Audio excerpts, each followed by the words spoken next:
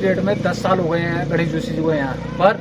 जो मसूरी विधानसभा का जो विकास की बात करें, शिक्षा की बात करें, स्वास्थ्य की बात करें, सब बदहाल पड़ा हुआ है। देखिए, ये पहाड़ विरोधी सरकार है, इन्होंने पहाड़ियों को बर्बाद करने का काम किया है।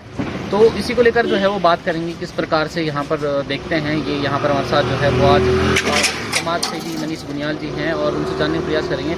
अब बुनियाल जी, क्या कुछ कहना चाहेंगे आप? आपने जो है वो देहरादून देखा है, मसूरी देखा है, आपने यहाँ पे इलेक्शन भी लड़ा है और जिस प्रकार से गणेश जोशी जी का जो है वो 10 साल का कार्यकाल है, किस प्रकार से देखते हैं इस कार्यकाल? देखो, उत्तराखंड का बड़ा दुर्भाग्यपूर्ण है कि ऐसे ऐसे मंत्री बैठ रखे हैं को लाभ करने का काम किया है। जैसा आज की डेट में 10 साल हो गए हैं गणेश जोशी जी को यहाँ पर। जो मसूरी विधानसभा का जो विकास की बात करें, शिक्षा की बात करें, स्वास्थ्य की बात करें, सब बदहाल पड़ा हुआ है स्थिति में। और मैंने कई मुद्दे ऐसे पहले भी रखे, जैसे गगोली पावर हाउस हो गया हमारा, उसके मैंने मुद्दे रखे। तो उन्होंने झूठा आश्वासन देकर जनता को गुमराह करने का काम किया कि जापान से हमारी टीम आ रही है, इधर से टीम आ रही है, उधर से टीम आ रही है। पर आज भी आप देखें तो जहां का तहां पड़ा हुआ है।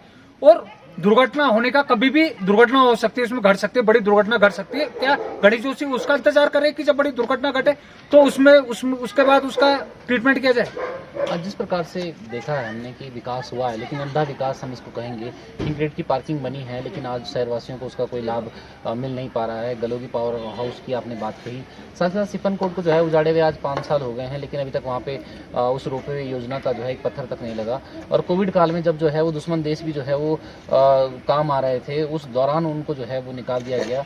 आज हम मूल निवास और भू कानून की जो है लड़ाई लड़ रहे हैं। डबल इंजन सरकार है, क्या कहेंगे इसको? देखिए, ये पहाड़ विरोधी सरकार है, इन्होंने पहाड़ियों को बर्बाद करने का काम किया है। जैसे कोरोना काल था, कोरोना काल में इनको बचाना चाहिए था, गरीबों की मदद करनी चाहिए थी, पर गणेश जोशी जी ने उजाड़ने का काम किया।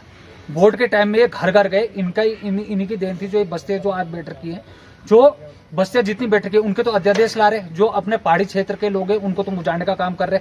कोरोना काल के टाइम में, आज की डेट में 5 साल हो गए हैं उन लोगों को घर से बेघर, पर उनका कोई हालचाल नहीं देखा गया। और जहां तक माननीय मुख्यमंत्री जी की बात करें, उन्होंने भूमि पूजन भी करा, पर उसके बाद भी अनदेखी करी गई इन लोगों की। तो जहां तक हमारी किंग ग्रेड पार्किंग है, किंग ग्रेड पार्किंग की भी सुविधा नहीं ले पा रहे, उसमें भी जो कमीशन खोरी हुई, उसमें सारा पैसा इधर से उधर किया गया, कमीशन खोरी में गया। उसके अलावा इन्होंने आज तक बीजेपी सरकार अपनी कोई एक उपलब्धि गिना दे तो हम समाज में हित में काम करना छोड़ देंगे। जिस प्रकार से देखा गया कि मूल निवास को लेकर इतनी बड़ी लड़ाई जो है राजधानी के अंदर लड़ी गई, जिसमें कि नयन सिंह नेगी जी थे और बड़े बड़े जो है वो लोग थे, और साथ ही साथ पूरे उत्तराखंड वासियों का जो है वो मूल निवास और आज बड़ी पीड़ा है कि मूल निवास हो चाहे वो भू कानून हो। लगातार भू माफिया जो है पूरे उत्तराखंड में जो है वो काबिज हो रहे हैं और यहाँ के लोगों का जो है वो रोजगार छीनने का काम कर रहे हैं। डबल इंजन की सरकार है और उसी दिन जो है वो दुर्भाग्यपूर्ण स्थिति ये है, पूछता है उत्तराखंड जो है वो आज ये बड़ा सवाल कि उसी दिन मोदी है कि रैली निकालने की क्या आवश्यकता थी?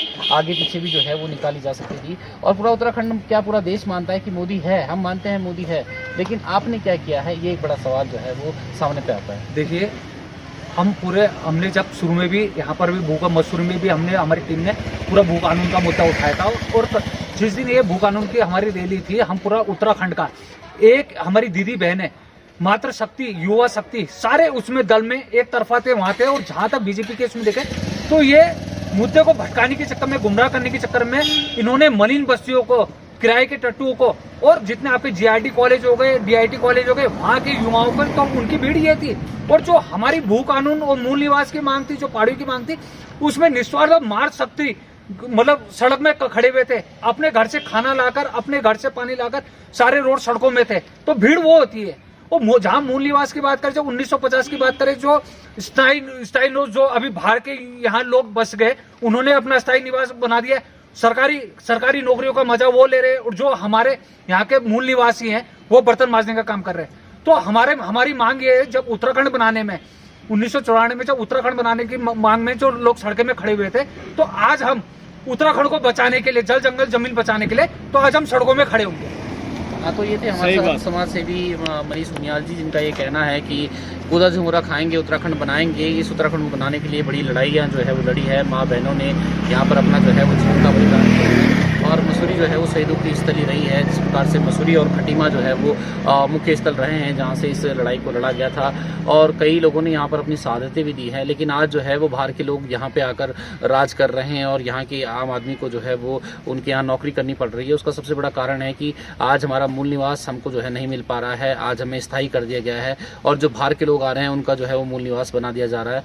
कहीं ना कहीं ये पूरी रणनीति से लगता है कि यहाँ पे कहीं ना कहीं बाहर के लोगों को, जिस प्रकार से भूमाफिया यहाँ पे लगातार आ रहे हैं, आप लगातार देखते हैं पूरे मसूरी हो, धनौल्टी हो, काणाताल हो, सभी क्षेत्रों को जो है वो यहाँ पर बाहर के लोगों ने कब्जा कर लिया है। और आने वाले समय में अगर यहाँ पर जल्द ही ये भू कानून हिमाचल की तरह यहाँ पर नहीं लाया गया तो कहीं ना कहीं हमें सड़कों पे आना पड़ेगा।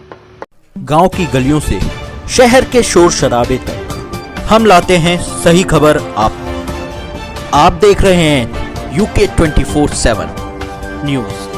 खबर वही जो है सच सही।